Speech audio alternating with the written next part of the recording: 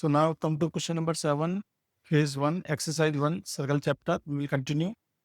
Find equation of circle whose center is given. See, center is given and equation of tangent is given. This is the center, C, minus 4, comma 2. For a circle, what I need? I need center already given. One more thing I need, that is a radius. So that I can use the formula x minus x1 square plus y minus y1 whole square is equal to r square.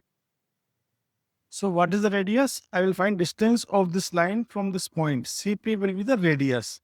So this line is how much? X minus y minus 3 is equal to 0.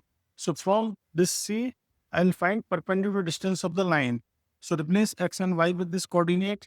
So minus 4 minus 2 minus 3 upon under root a square plus b square. This will be the r. So 4 to 6 plus 9, 9 upon under root 2.